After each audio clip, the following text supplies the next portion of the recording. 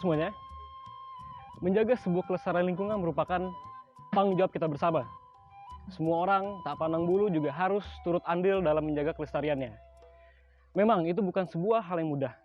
Tapi, Kampung Lauk di Kelurahan Bubulak memiliki sebuah cara yang spektakuler dan unik untuk menjaga aliran sungainya tetap bersih, yaitu dengan menanam ikan, membudidayakan ikan di aliran sungai.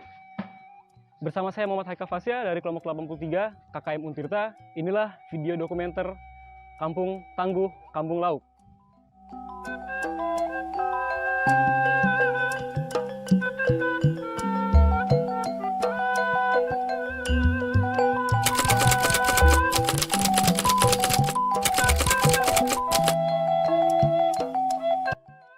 Perkenalkan, nama saya aslinya ya Pak Sanhori. Sanhori. Ya, tapi panggilan akrabnya itu Pak Acan. Pak Acan. Ya, karena ya apa artinya sebuah nama ya. Yang penting orang bisa manggil saya itu sesantai-santainya ini. Silahkan aja memanggil apapun. Tapi yang sering disebut itu namanya Pak Acan. Padahal nama asli saya itu Sanhori. Ya, kebetulan saya ketua RT dipercaya sama masyarakat tahun 2010. Saya diangkat, ditunjuklah sama warga melalui pemilihan ya. Jadi ketua RT sampai mungkin tahun 2024, berarti 4 periode. 14 tahun. Ya, hampir 14 tahun. 14 tahun. Yang sudah dijalanin kan baru 10 tahun. Yeah. Jadi ya. Anak saya 2, istri saya 1, dan yang 1 sudah nikah, yang 1 masih sekolah kuliah, masih proses ya, belum selesai. Kegiatan saya sehari-hari itu dari tahun 2013 itu mengelola sampah lingkungan 1 RW. Mengelola sampah 1 RW ya. Dengan bermodalkan motor sampah atau mosam. Ya, motor sampah itu sebutan mosam dari Bapak sendiri, Bang? Bukan.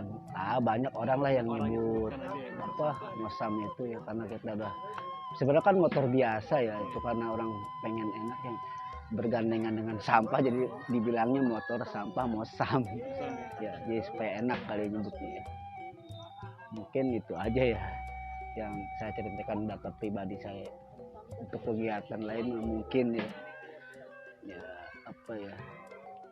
sesuai dengan kebutuhan juga kalau kegiatan.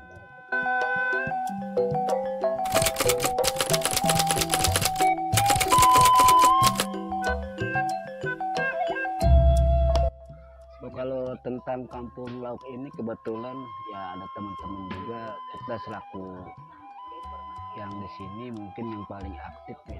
Saya selalu dituakan dan banyak ide-ide yang dituangkan di sini, dan bukan ide saja, pelaksana juga. Jadi saya di sini dipercaya sama teman-teman jadi ketua.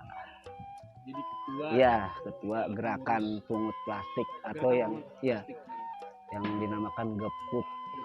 Gerakan pungut plastik ya. Itu gagasan ide itu namanya dari siapa, Pak? Itu awalnya dari Pak Lurah ya. Kalau gepuk itu kita juga kan karena awalnya sih memang apa sih gepuk, ternyata memang setelah berjalan sekian bulan itu serasa sudah melekat di telinga itu gepuk. Oh ya, kalau gepuk pasti di Kampung Lauk ya, itu aja.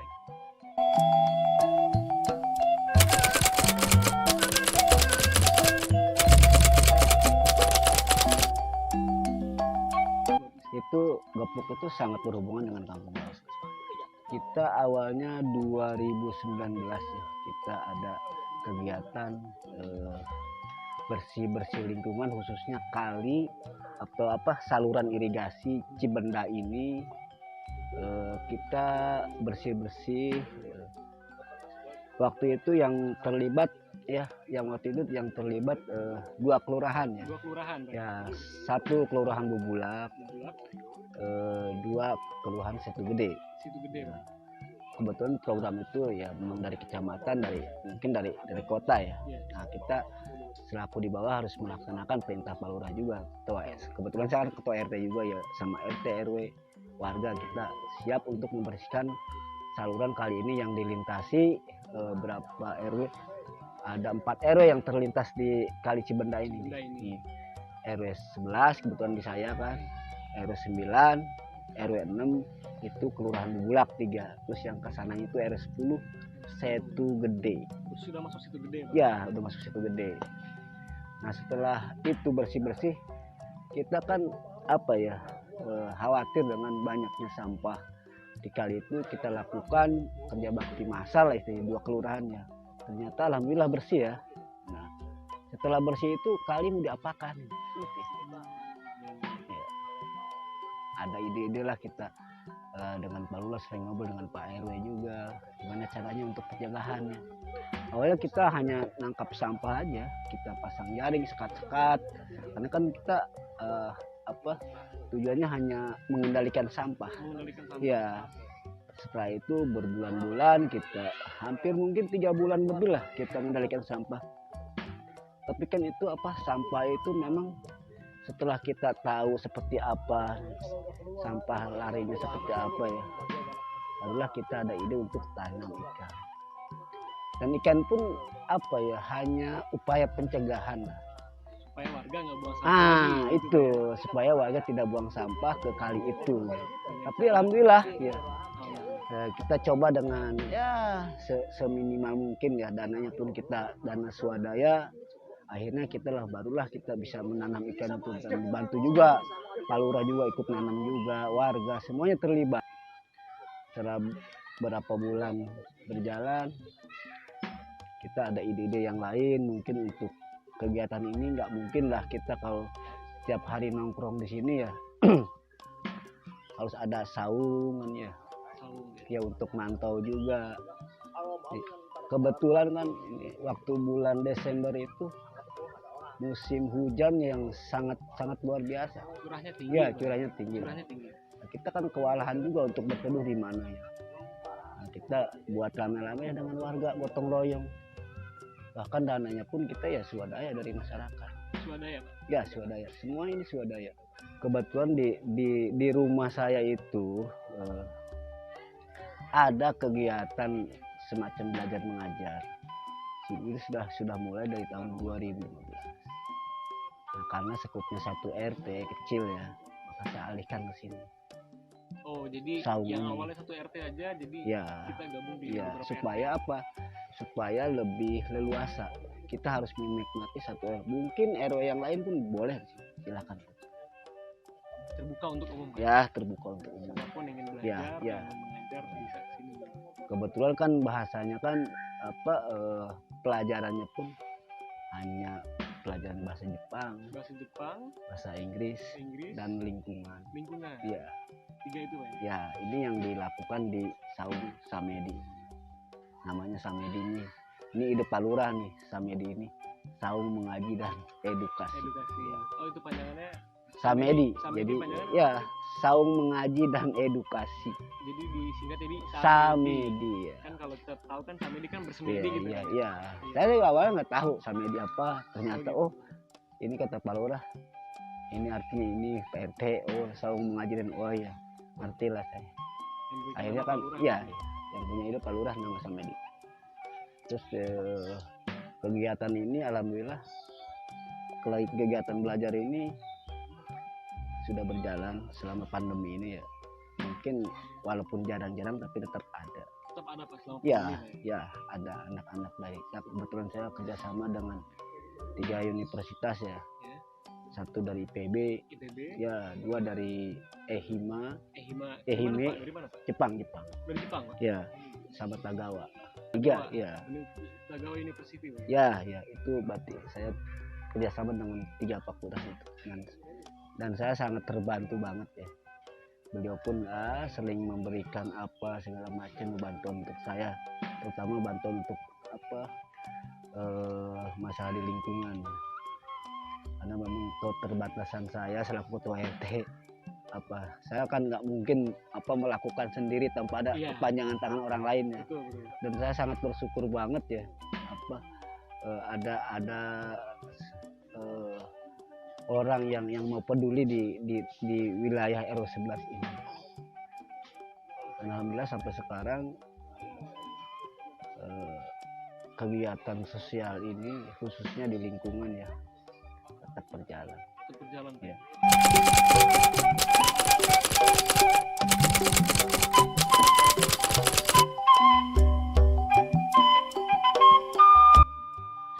Kalau di lingkungan saya mulai tahun 2013 ya. Untuk di lingkungan 2013? Ya, ya. Berarti jauh sebelum adanya Kampung Laut, Pak? Belum ada. 2015 saya buat bank sampah. 2015 membuat bank sampah. Bank sampah. Alhamdulillah sekarang masih berjalan. Dan itu pun saya dibantu dengan yaitu tiga fakultas itu. Dari Jepang sama IPB. Ya, ini Universitas Ehime ya. Saya nggak tahu ya. Ehime, Tagawa, ya sama dan IPB ya. ya. 3 universitas yang bekerja sama dengan ya di bank sampah saya itu. Bank sampah. Ya. Nah itu sebenarnya apa Kampung Laut itu memang hasilnya sebenarnya hasil ya dari sana itu ya, karena saya juga terlibat sini penuh, punya ide, pelaksana juga ya, jadi sudah terbiasa kan ya, berbuat sesuatu ini sudah terbiasa, jadi nggak kaget ya karena kita sudah ada pondasi ya, jadi seberat apapun mungkin ya kita akan sanggup. Saya pribadi sanggup untuk berbuat seperti ini. Yang paling terpenting kan ada keterlibatan masyarakat. Iya, yang sekitar Kampung Laut ini, terutama pengurus RT, RW, semuanya terlibat alhamdulillah. Makanya kan ini seiring dengan waktu selalu ada perubahan, itu memang ada keterlibatan masyarakat. Yang saya lihat ini Pak, bukan hanya ikan Pak ya, nampaknya di Kampung Laut ini, tapi ada banyak apa ya, bentuk kegiatan selain menanam ikan seperti hidroponik Pak. Kemudian ada kebun talas. Ada apa aja sih Pak di Kampung Laut ini Pak? Selain ikan. Di sini ini apa ya? Selain sayuran hidroponik itu ada tanaman pangan, talas Pak. Ya. Nah, kita tujuannya hanya untuk apa ya? Untuk rencana kedepannya itu untuk gimana sih caranya bertahan hidup di kegiatan sosial ini, kan kita harus ada pemasukan. Ada pemasukan. Iya. Tapi saya udah coba ini buat hidroponik ini, dibantu dengan Pak Waka juga. Kita saling berbagi, saling punya ide, kita yang mengerjakan. Dan alhamdulillah sudah ada hasil, kita udah 2 kali panen. Walaupun tidak seberapa, tapi itu ada nilai plus ya untuk ekonomi ya. Itu ya mungkin yang untuk yang masalah sayuran itu. Hidroponik, talas, kemudian yang jahe itu Pak bisa diceritakan? Oh, kalau jahe itu kebetulan di sekitar Kampung Laut ini ada pabrik jahe ya. Oh, ada pabrik jahe. Ya, kita awalnya untuk memanfaatkan limbah jahe itu untuk dikonsumsi. Oh, limbahnya ini. Oh, untuk tim nih ya. Oh, khusus untuk tim. Tapi setelah kita menikmati jahe itu nikmat, rasanya hangat lah. Kebetulan kan ini kan di musim pandemi ya. Kita harus banyak minum yang hangat ya, supaya kita tubuh kita sehat juga ya. Untuk antibody ya. Betul. Nah, kemudian ada ide teman-teman nih, gimana PT kita jual jahe lah. Nah, akhirnya kan kita mandiri lah, kita beli jahenya, kita jual. Limbahnya Pak? Bukan, kalau limbah enggak saya jual jahe murni. Oh, jahe murni. Jahe murni kita olah, dibuat minuman wedang jahe itu. Dan dipasarkannya setiap ada kegiatan. Nah, kebetulan di sini ada semacam kalau orang bahasa kerennya Car Free Day ya. Car Free Day. Iya, tapi kita kan namanya orang Sunda ya. Iya. Ya, kita minggu ceria lah. Nah, jadi kita pengennya ada ibu-ibu ini yang jualan sepanjang Kampung Laut ini, khususnya warga sekitar ini, supaya ada penambahan ekonominya. Walaupun di masa pandemi ini kita harus tetap kuat kan. Iya. Nah, akhirnya kan kita gabung dengan kita juga bisa memasarkan produk sendiri. Alhamdulillah sampai sekarang masih tetap bertahan, walaupun ya keuntungan nggak seberapa ya, tapi kita mencoba lah merubah keadaan ini ya.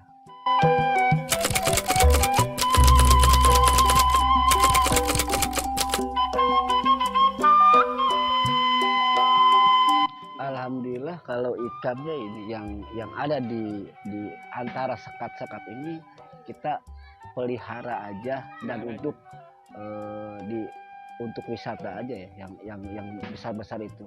Tapi kalau yang ikan yang dijaring itu untuk produksi kita bisa jual ya. Yang di keramba itu kita kebetulan punya 3 keramba ya. Itu semuanya untuk ikan konsumsi. Ya, itu untuk dijual ke siapapun yang mau beli ya kita silakan dijual ya. Untuk menambah pemasukan di kampung laut.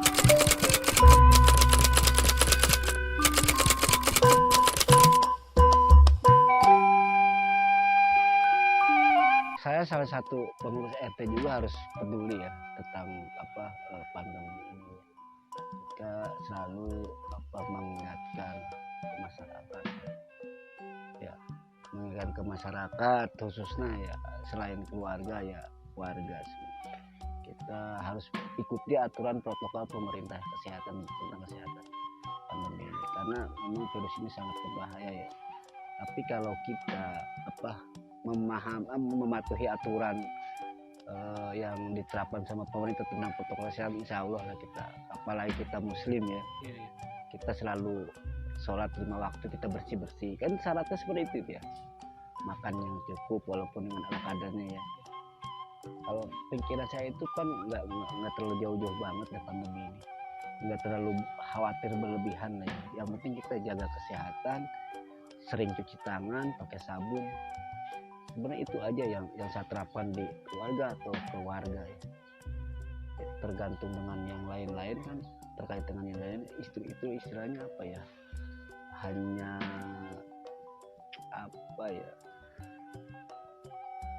hanya pelengkap aja sebenarnya. Iya, yang paling terpenting diterapkan ke masyarakat itu apa ya, itu misalnya bersih makan yang cukup walaupun istilah apa adanya itu insya Allah lah kita apalagi kita muslim ya.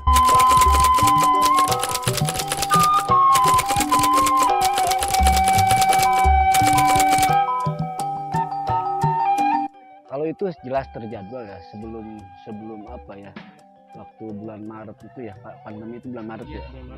Itu kita pernah melakukan penyemprotan itu di wilayah 1 RW nya. 1 RW? Iya, 1 RW kita. Dari berapa RT itu? Itu dari 4 RT ya.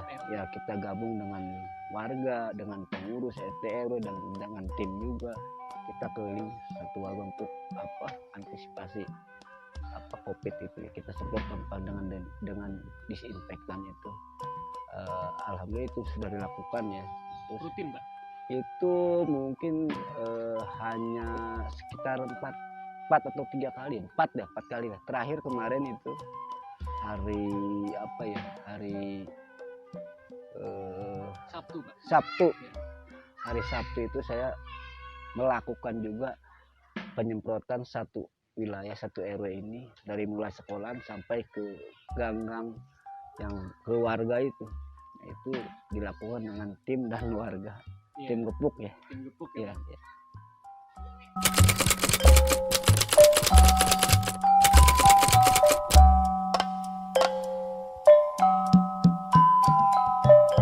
Setahu saya juga kurang tahu banyak. Kalau Kampung Tangguh itu kan julukannya dari Kapolda kalau salah ya. Nah, kebetulan di Kampung Lauk ini di masa pandemi ini kita aktif dalam segala hal. Terutama yang memenuhi syarat Kampung Tangguh itu katanya ada 4. 1, kita tangguh dalam kesehatan. Nah, kita kesehatan itu selalu dilakukan karena kita memakai protokol kesehatan, pakai masker, hand sanitizer. Terus ada keamanan. Nah, yang 2 keamanan ya. Kemarin kita pos kamling ada ronda aktif, alhamdulillah kan kita dengan warga, pengurus yang lain kita aktif. Yang ketiganya ada sosial ekonomi ya katanya ya. Itu sosial ekonomi kita sudah menciptakan ada pasar rakyat dan ada jual sayuran yang hidroponik walaupun tidak seberapa, kita sudah bisa melakukan itu ya. Yang keempatnya kita menciptakan pariwisata sendiri. Itu yang kategorinya alhamdulillah kita masuk juga katanya, kan saya nggak tahu.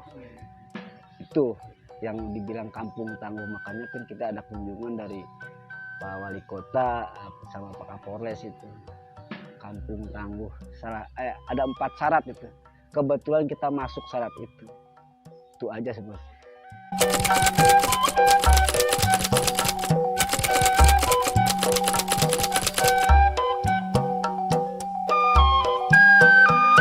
Harapan saya itu ke depannya ya, kita ini tim itu ya otomatis kan kita banyak banyak pemikiran yang berbeda-beda ya. Ya tujuan pasti sama ya, kita harus siap menghadapi itu.